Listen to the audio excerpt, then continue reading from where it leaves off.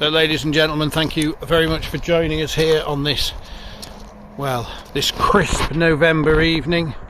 Just starting to get, it's a lovely sunset. But anyway, we're not here to talk about that. Today we are doing a brief handover video for this classic Swift Royale.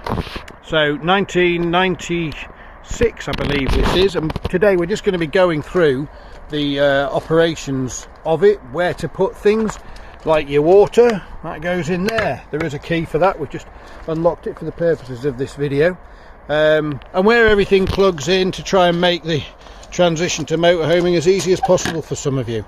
Electric hookup here. There is normally a little flap on there that hooks over there, but the flap's gone on our, this is why it's reserved for us, this cable. So yeah, do remember to lift that cable and try and sort of support that as you're pulling it out, rather than just yank on it. But there you go. So there's your electric hookup. We've got your cassette toilet at the back here. There's lots of videos on these, but they're all, well, some of them are slightly different. This one does have a separate container for your flush, so you can put your pink and rinse in there, a bit of water, and that's what flushes into the pan when you use it. You've got a drain valve on here, so come winter time, do remember to open that, dump all of that water out of there, because if it freezes up and cracks some of the plastics, you're in for a hefty bill. The bottom part is the actual cassette, so there's a little push down clip in there, and then you can hang on a minute, someone's left the flap open inside. Back in a mo. So by the wonders of video magic, we've now shut that flap, and this slides out as easy as pie. Big cassette on these older vans, huge cassette, so that'll easily do you a weekend away. So carry it off somewhere safe to empty, undo this bit at the end, that's where the bad stuff's going to happen and come out there. At this end, with your thumb, stick your thumb on this little yellow cap, push that down as you tip it and let the contents out. You're pushing that down to let air in, just to help stop it glugging and splashing everywhere. So important not to have it tip the other way. Press that, because then rather than air go in, contents will come out. When you slide it back in, do make sure it's properly wedged in and clipped, because if not, then what's supposed to be going inside could run down the outside. This little thing here is just a gauge that tells you how full your flush is.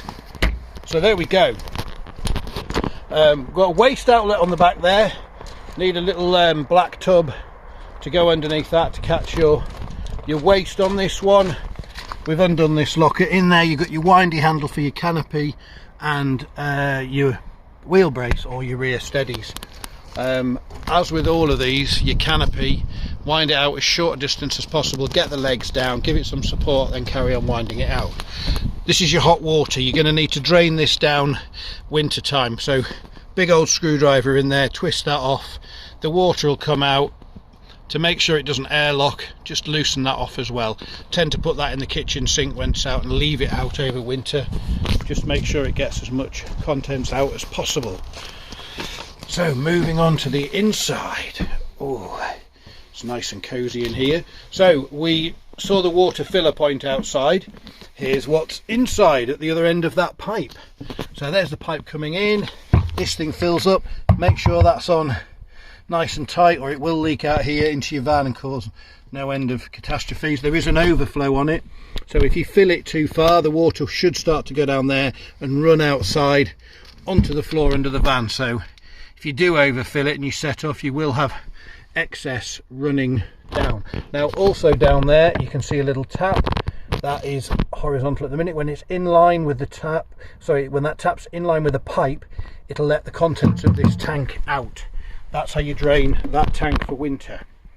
Again, I'd suggest if you're out on a trip, you know you're going to store it up for winter, open that, dump your water and let the rest run out on the way home. Get it as empty as you possibly can. Over here, so we've got a 240 volt water heater, so that's mains electric. Turn that on, it's like a kettle you've got, or an immersion heater. It'll take a while, but that'll heat your water up piping hot. Just down here is your gas one.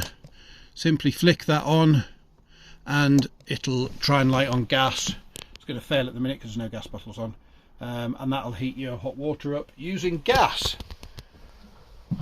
Your main control panel just here, so that is your leisure battery, that's selecting your cab battery. Whichever one you select is the power source you are utilising to run the contents of your van. So it obviously wants to be on leisure.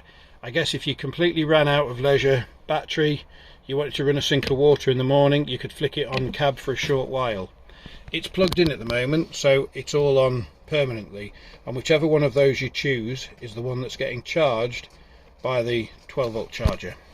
That's your water pump, off and on. And this is telling you your levels of wastewater and fresh water. So the waste is empty, the fresh is got 3/4 in. You can see your power's right up there as well. So very simple.